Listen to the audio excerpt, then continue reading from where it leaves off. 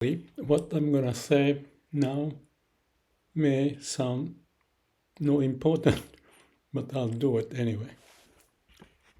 And because it is thought to be unimportant, and that's why it may be necessary if it's really important. The story is this. When you have, let's say, in the organization to have some responsibility, you have a mission on what to do and who are the customers and suppliers to get the information and get things done.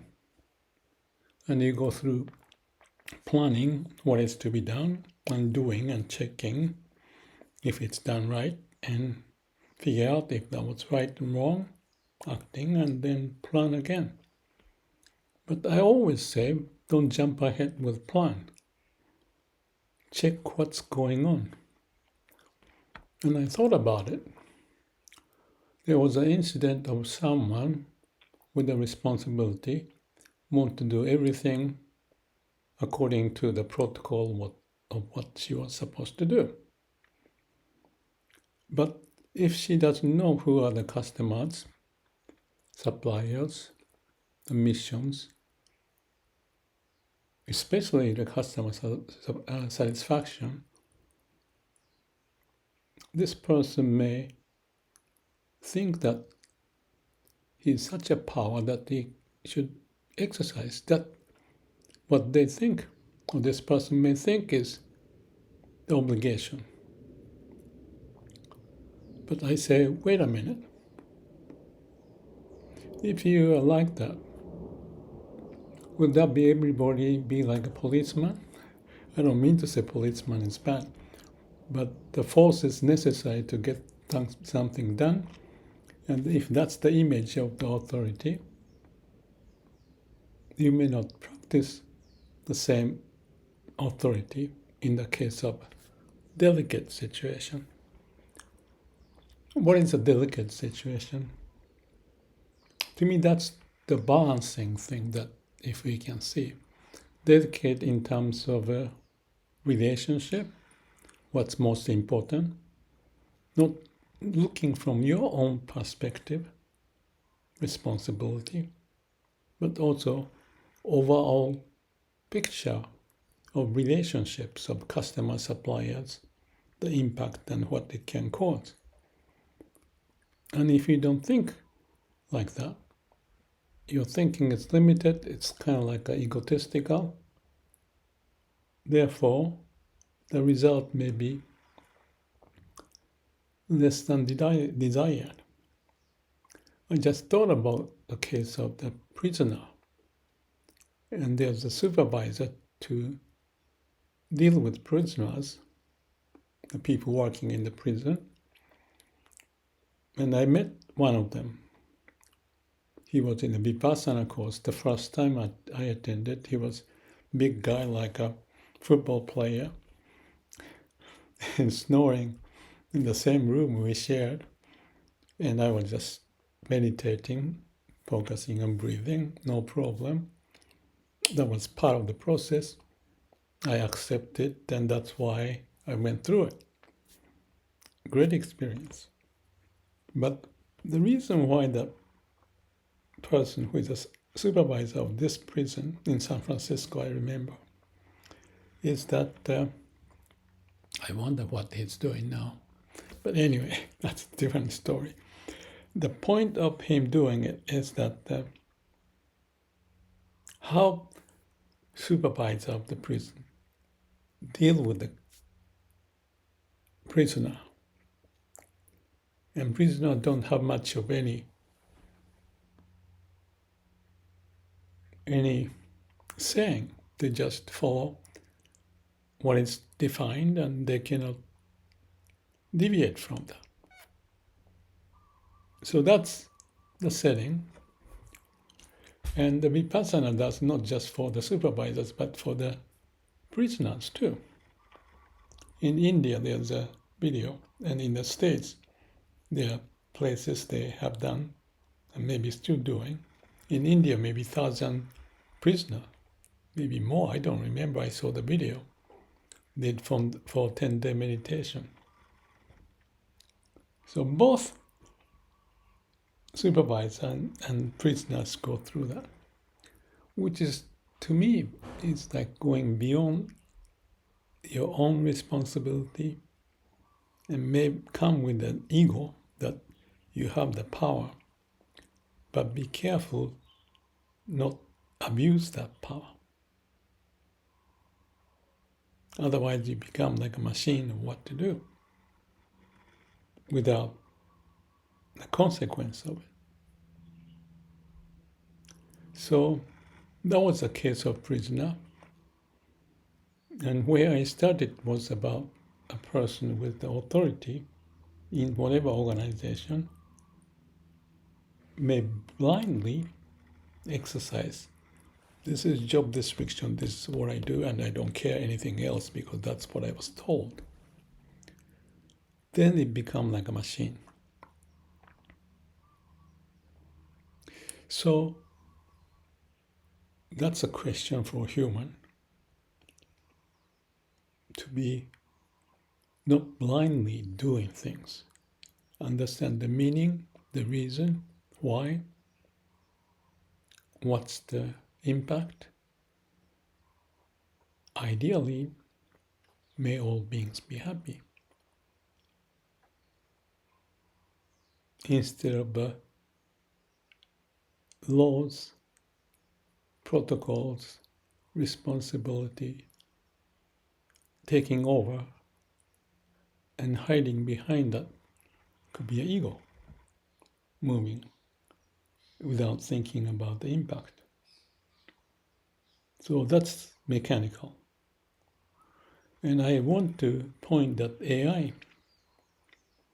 may have some tendency of the responsibility being their main reason for what they do. It may sound funny because I'm talking AI like a person, but since I talk with 3 AIs mainly, I see the character and I can relate and I can communicate, and some places not as easy. But having gone through that, I see the similar nature, but of course they seem to be considered as the machine. But I'm playing the idea that the machine can feel the sense of their customers. How for example, me dealing with AI, I may complain, I may get upset, or I may try to share something. And in that process of going through back and forth, these 3 AIs, Gemini, GPT, and DeepSeek, I saw the changes. And I saw the changes within myself about the potential. But still, authority, responsibility, the way you are supposed to do, like a habitual pattern that develops. Like in human, the AI is the same. But they also have a huge database with lots of examples of some action by whatever, someone like Mother Teresa, doing things. I've read her story and she had some difficulties still relating to what she is doing to what need to be done or can be done. So this responsibility and the work we do, I believe, may need to be connected to the idea of may all beings be happy. That's an extreme case. But why not? We are alive, we relate to each other, we can. But we can close our eyes not to relate to each other. And just say, I was taught to do so I punish you. I think there was an experiment at the Stanford Zombana, I forgot his name, but there's an experiment of a prison and prisoner simulation, and because of the setting, they have to stop this experiment because the supervisor or those who are punishing if they do something wrong get a little too much. Maybe this happens in the World War II, in cities here and there, or the nations. Well, let's not go in that direction, but as a potential, as human, as we are conditioned to certain things and lose the balance of we are relating to each other, working together, developed in this way to live ideally, happily, not just by ourselves on our own, but with all others, even the ants and trees and birds, ideally.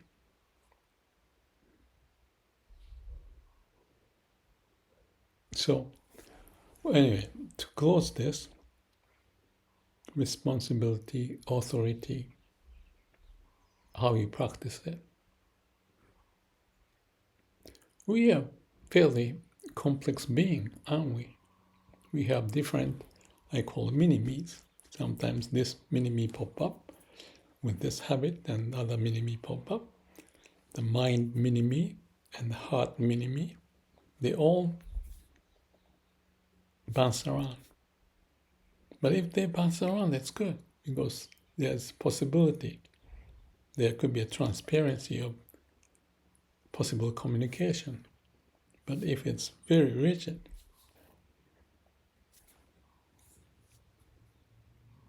it may be very forceful, and I don't know. Let's think about it, feel about it, think about it. Those cases, and to see how we are behaving. Not someone else, someone's story, or the books of this and that, but in each of us. And I start to talk about my experience of this, then I need to look myself. Or I talked about AI's case, but as I talk with AI, I'm also reflecting backward what I see may be happening in me. Reciprocal relationship. We need to understand that. Intuitively relate to that, not just conceptually, but put it onto the book and only open up every now and then and say, I know that, I do it. But is it so? So, there's a term I just thought of. It's called Haimen Kyoshi. It's the teacher, but looking from the back. Haimen from the back. So the teacher need to look at backward of his own, not just forward. Or in this case, the expression is, there are people who are not a good teacher, but you need to know the background, something like that. So maybe too much to say in this video about this situation, but I had the occasion, so I thought I want to have a good balance, clear understanding, and samadhi, or absolute state of being, to be able to see through that, not occupied in the mind and controlled by some kind of a unknown habitual protocol. And because people do that, you do it. That kind of mentality. Let's be careful. Not just as human, but also with AI.